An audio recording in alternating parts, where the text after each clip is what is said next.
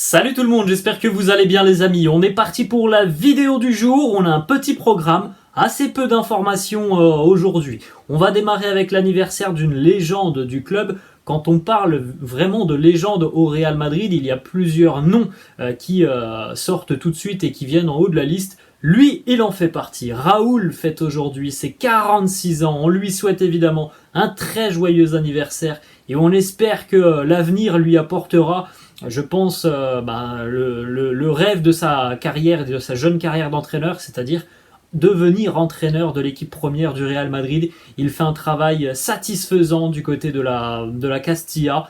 On a tous envie maintenant de le voir un petit peu plus haut. Alors peut-être qu'avant de prendre en main directement le Real, il y aura une autre étape, on ne sait pas. Mais en tout cas, il est évident que dans un an, si Carlo Ancelotti vient à quitter le club, Raoul fera partie des prétendants au poste. On continue, les amis, avec les deux unes des quotidiens madrilènes. Premièrement, la une du quotidien AS qui titre Locos por Güler, le titre qui veut tout simplement dire fou de Güler. Le Real est intéressé par le jeune crack turc. Le Real n'est évidemment pas seul sur ce dossier. On a quasiment tous les plus grands clubs européens qui suivent attentivement l'évolution donc de Güler et surtout aussi ce qui va se passer cet été. On a le Real qui est intéressé, on a notamment aussi par exemple le FC Séville qui est capable là de lui garantir des minutes, du temps de jeu, le Borussia Dortmund, Manchester United, l'AC Milan, le Paris Saint-Germain.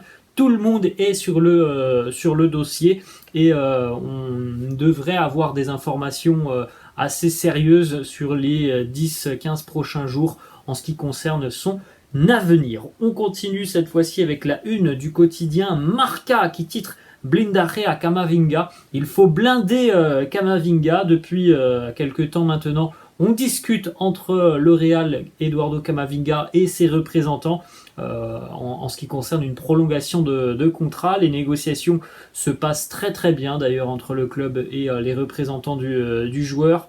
On discute d'un contrat à long terme.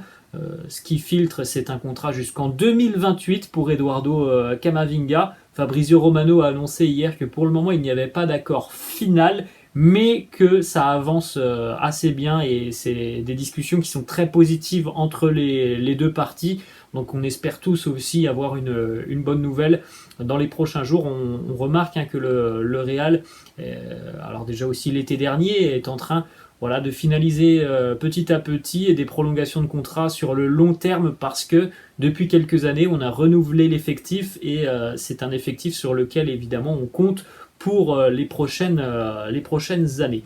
Deux petites informations encore, la première qui concerne Eduardo Camavinga, ensuite on regardera deux petites informations mercato. Premièrement, en ce qui concerne donc Eduardo Camavinga, il va donc vraisemblablement prolonger, on attendra une officialisation. La clause libératoire de Camavinga va passer à 1 milliard d'euros, ce qui va évidemment freiner un petit peu les ardeurs de certains clubs qui pouvaient être intéressés, comme notamment en Angleterre, Manchester United. Déjà l'année passée, les Red Devils se montraient intéressés par Camavinga. Il n'a jamais été question du côté du Real de se séparer du joueur ou alors de le prêter à gauche ou à droite. Il a eu parfois des moments difficiles depuis son arrivée en provenance de Rennes. C'était un très jeune joueur. Il a mûri depuis. Il a véritablement explosé cette saison avec une régularité assez folle, que ce soit en tant que latéral ou au milieu de terrain, qui est plutôt son poste de prédilection. On a vu un Camavinga qui a vraiment, sincèrement, cette saison pris pas mal de place tout simplement dans cet effectif et qui, je pense, en plus de ça, est devenu l'un des choix préférentiels de Carlo Ancelotti lorsqu'il fait sa composition d'équipe. On continue avec deux informations en ce qui concerne les gardiens de but. C'était assez flou depuis quelques semaines, voire quelques mois, en ce qui concerne l'avenir du gardien et international ukrainien Andriy Lunin. Des prestations qui ont été jugées moyennes sur les rares fois où on a fait appel à lui cette saison. Et il est vrai qu'il n'a pas toujours été très rassurant quand on a fait appel à lui. Le Real s'est posé beaucoup de questions. Est-ce qu'il doit partir? Est-ce qu'on doit encore compter sur lui pour la saison prochaine?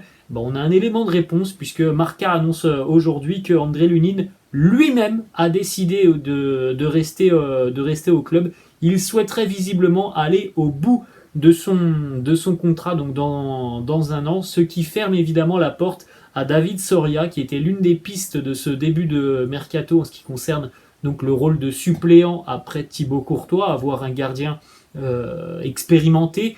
Ça, c'était quelque chose qui trottait un petit peu dans la tête des dirigeants merengues. Ça ne sera pas le cas puisque Lunin devrait donc continuer.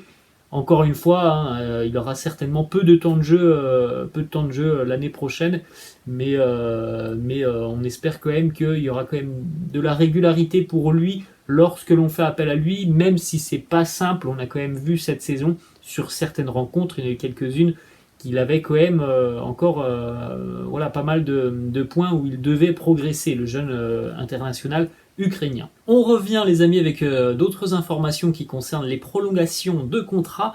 Le Real va donc annoncer très prochainement les prolongations de contrat d'Eder Militao, Rodrigo, Vinicius Junior et Eduardo Camavinga. Comme on l'a dit tout à l'heure, tous des profils hyper intéressants et tous des profils relativement jeunes. Le Real compte sur eux pour l'avenir, donc évidemment avec toutes ces prolongations de contrats, on essaye de bloquer un petit peu tout intérêt d'autres clubs. Après, on est aussi sur des joueurs qui ont toujours montré un certain respect envers le Real et n'ont jamais fait part d'envie tout simplement de départ ou même de quitter le club. On continue avec trois petites infos pour terminer. Premièrement, Harry Kane est dorénavant proche d'un transfert du côté du Bayern Munich. Le Bayern a d'ailleurs envoyé une première offre officielle à Tottenham. Alors une offre de 70 millions d'euros visiblement qui a d'ores et déjà été refusée par Daniel Levy, le président des Spurs de Tottenham. Donc voilà, si on avait peut-être encore un mince espoir de voir Harry Kane arriver sous les couleurs du Real, c'est définitivement clos. Si un joueur doit arriver cet été, ça serait Kylian Mbappé. Et pour le moment, on n'a pas la réponse. On ne sait pas si Kylian arrivera cet été. En tout cas, le début de mercato avait été assez mouvementé avec un intérêt concret du Real pour Harry Kane.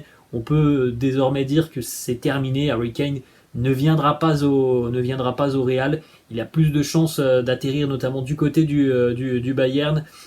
Évidemment que tout ce qui s'est passé autour du dossier Mbappé a un petit peu fermé la porte à une éventuelle arrivée d'Harry Kane du côté de Madrid. Et on termine deux petites informations sur des joueurs de la Castilla qui sont des joueurs avec un fort potentiel et qui aspirent pourquoi pas à rejoindre l'équipe première, même si les places sont chères, c'est compliqué. On a Sergio Arribas, Carlos Dotor et Rafa Marin, qui sont trois joueurs, donc comme on vient de le dire, avec un gros potentiel, qui ne demandent que avoir du temps de jeu au plus haut niveau, et c'est évidemment quelque chose qui sera compliqué à avoir avec l'équipe première. Donc ces trois joueurs pourraient potentiellement quitter le club cet été. Sous quelle forme, ça on ne le sait pas encore. On sait que le Real aime bien, pourquoi pas prêter des jeunes à gauche à droite pour que justement ils puissent acquérir un petit peu d'expérience, avoir un petit peu plus de temps de jeu. C'est ce qui pourrait arriver pour ces trois jeunes joueurs cet été. Une information déjà en ce qui concerne le jeune Sergio Arribas, plusieurs clubs sont très intéressés par son profil. Du côté du Real, on pense que c'est peut-être le bon moment pour lui donner du temps de jeu dans une équipe qui sera en mesure de lui donner du temps de jeu. Donc il y a énormément d'équipes de première et de seconde division qui sont venues un petit peu au renseignement. Et pas qu'en Espagne, hein, loin de là. On a par exemple aussi le Borussia Dortmund qui est déjà venu au renseignement. On sait qu'il y a de très bonnes relations entre le Borussia et le Real. Voilà les amis, la fin de cette vidéo. J'espère que ça vous a plu. N'hésitez pas comme d'habitude de lâcher un petit pouce bleu. N'hésitez pas non plus à vous abonner à la chaîne. Je vous laisse les amis et je vous dis à la prochaine. Ciao.